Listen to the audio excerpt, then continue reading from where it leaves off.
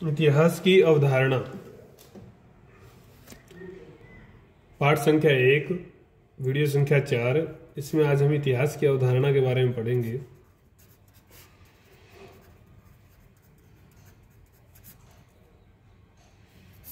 ये इतिहास की अवधारणा क्या है कि इतिहास निरंतर परिवर्तन में है, मतलब लगातार बदल रहा है। अगर बदले ही नहीं गा तो फिर इतिहास बनेगा कैसे। मानव समाज अपने बनने के उपरांत यदि शिथिल रहता तो इतिहास की रचना संभव नहीं थी। निरंतर प्रगति कर रहा है। पूर्व के युग के संबंध में एक चिंतन अथवा समझ रही है। यही समझ वास्तव में इतिहास की अवधारणा कही जा सकती है। पशुचारी युग में मानव अपने संस्मरणों, स्मृतियों, सूक्तों, मंत्रों को रचता आ रहा है। लेखन की शुरुआत के बाद वह अपने ऐतिहासिक अनुभवों को वर्तमान और भविष्य की पीढ़ियों के लिए सुरक्षित तरीके से संकलित करने लगा। जब लेखन की शुरुआत हो गई, पहले तो इनके माध्यमों से सुरक्षित रखता था, फिर वो जब लेखन की शुरुआत हुई तो संकलित करने लगा उनको, उन अनुभवों को, उन बातों को अपनी वर्तमान पीढ़ी के लिए और भविष्य की पीढ़ी के लिए। यह बात जैसे एक युग पर लागू होती है वैसे युग की विभिन्न सभ्यताओं पर भी लागू होती है।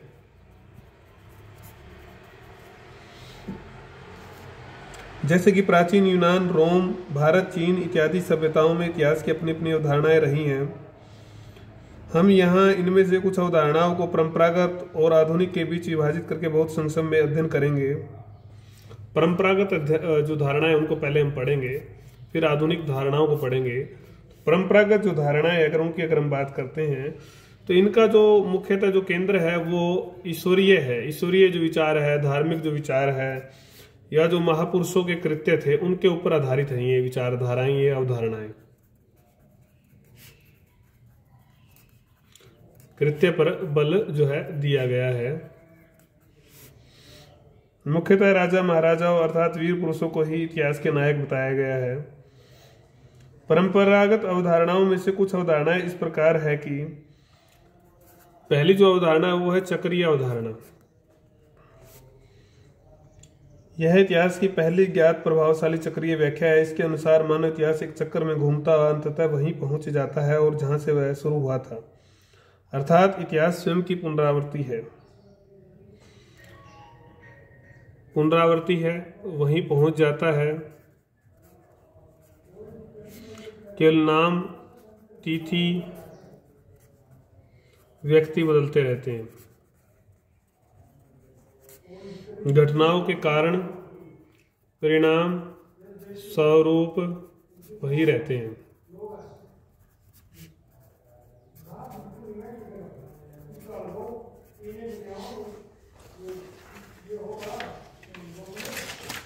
प्राचीन युग में ब्रह्मांड का ज्ञान अपेक्षाकृत काफी सीमित था। उसी के आधार पर एक सोच विकसित हुई। जैसे सूर्य घूमता है, दिन के बाद रात और फिर दिन आता है, एक ऋतु के बाद दूसरी ऋतु आती है, उसी तरह समाज भी एक पहिए की तरह घूमता है। मतलब एक युग जैसा आज हम जी रहे हैं, कुछ समय के बाद, एक युग के बाद दूसरे युग में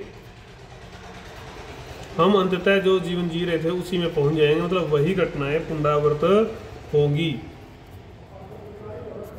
जहां से गति प्रारंभ हुई थी। इसमें अगर यूनानी रोमन इतिहास अवधारणा में अगर हम बात करें तो एशियड का युग चक्र सिद्धांत इसमें आएगा। एशियड का युग चक्र सिद्धांत आपका आएगा, जिसमें 4 युगों की कल्पना है। हमारे भी है, भारतीय अवधारणा में भी है। तो सवर्ण, इसमें जो युग रखे गए वो सवर्ण, आपका रजत, कांस्य और लोह, 4 युगों की जो है अवधारणा तय की गई।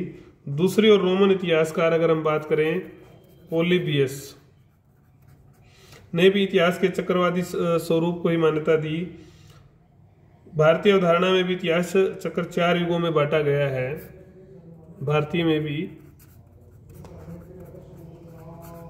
4, कृत, त्रेता, द्वापर और कलियुग जिसको आज हम कह रहे हैं। तो इसका आधार नैतिक मूल्य और सामाजिक मानदंड है। जैसे कि हमें पहले बताया गया, पहले वाला जो है काल वो ज़्यादा बढ़िया बताया गया और बाद का घटिया बताया गया काल। तो युग, तो कुल मिलाकर ये चक्रीय अवधारणा थी, वहीं पहुंच जाते हैं। ये चक्कर जैसे युगों के चक्कर चलते हैं, चाहे वो रजत कांस्य की तरह से चलते हैं, चाहे वो कृत और त्रेता की तरह चलते हैं। दूसरी जो अवधारणा है वो है ईश्वरीय अवधारणा। ईश्वरीय अवधारणा की अगर हम बात करें तो ईश्वर की इच्छा है, कोई भी घटना घट रही, कुछ भी हो रहा है तो वो ईश्वर की इच्छा के रूप में स्वीकार किया गया है, ईश्वर की कृति है।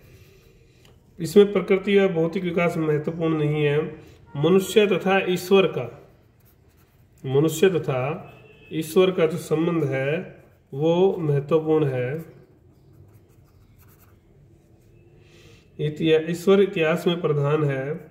मानवीय कार्य अपने आप में संपूर्ण नहीं है, यह ईश्वरीय इच्छा को प्रतिबिंबित करते हैं।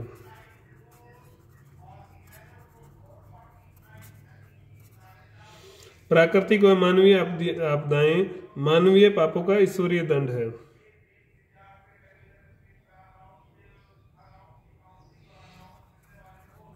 अगर कोई विशेष अगर आपदा आई है तो वो ईश्वरीय दंड है मनुष्य के पापों के लिए। संत अगस्टिन, संत थे, ईसाइयत के मानने वाले थे, ईसाई जगत के महान विचारक थे, दार्शनिक थे, साहित्यकार थे। तो इन्होंने ये इस धारणा के प्रतिपादक थे वो, उन्होंने देवनगर और पापनगर जैसे हमारे यहाँ स्वर्ग और नरक होता है, तो इसका संघर्ष का जो प्रतिपादन किया, इसकी व्याख्या की है, इस दृष्टि से की है वो भी। ईसाई जगत की तरह इस्लाम और हिंदू धर्म में भी ऐसी अवधारणाएं हैं, जन्नत, जहन्नुम।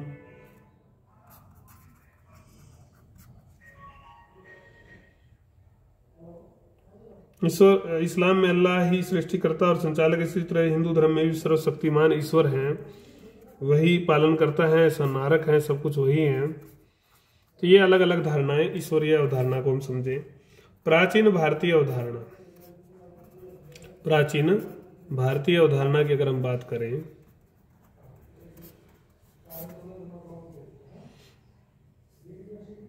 सामान्यतः यह आरोप लगाया जाता है कि प्राचीन भारतीयों में ऐतिहासिक बोध का अभाव था। वे अपने संस्मरणों एवं लेखन में घटनाओं को क्रमानुसार नहीं लिखते थे। तथ्य परक विवरण उनकी रुचि में शामिल नहीं था। तथ्य परक नहीं थे, कर्मानुसार नहीं लिखते थे।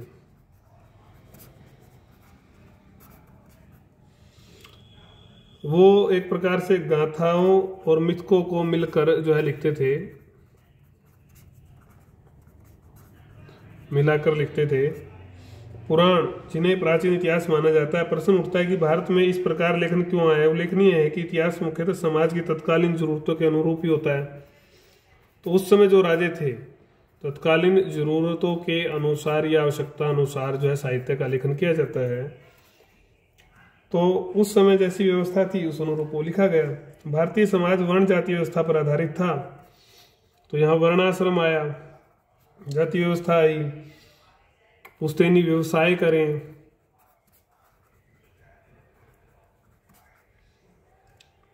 अतः घटनाओं व उसके तिथि क्रम पर आधारित विवरण के बजाय परंपराओं और विचार पर बल है।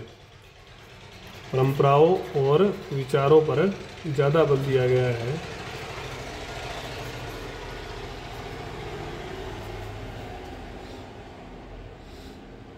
एक पीढ़ी से दूसरी पीढ़ी में कथा, कहानियों, मिथकों इत्यादि के माध्यम से संप्रेषित हुए। प्राचीन ग्रंथों का संपादन भी इसी भावना से समय समय पर किया जाता रहा। जैसा कि ऊपर बताया गया है, भारतीयों की इस परंपरा प्रधान अवधारणा में चक्रीय और ईश्वरीय अवधारणा का जटिल समावेश है। जटिल समावेश है। भारतीयों की दृष्टि से पुराण इतिहास के ग्रंथ है, इनमें राजवंशी इतिहास मिलता है, परंतु इतिहासकार R.S. शर्मा के शब्दों में इन पुराणों के लेखक परिवर्तन की धारणा से अनभिज्ञ थे। जो इतिहास का सार तत्व होती है। पुराणों के अलावा जीवन चरित्र रचनाओं में ऐतिहासिक दृष्टि मिलती है। आधुनिक इतिहास के सबसे अधिक लक्षण पॉलिटिकल और संस्कृत का कॉम्बिनेशन की सीट बच रही है? एक आध बच रही होगी। आधुनिक इतिहास के सबसे अधिक लक्षण कल्हण की राजतरंगिणी में मिलते हैं।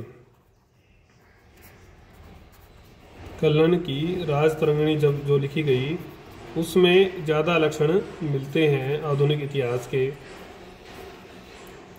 ये हमने बात की प्राचीन जो परंपरागत अवधारणाएं थी उसकी। अब हम अगली जो हमारी वीडियो होगी, हम अगली वीडियो में ही बात करेंगे, वो वीडियो संख्या 5 होगी।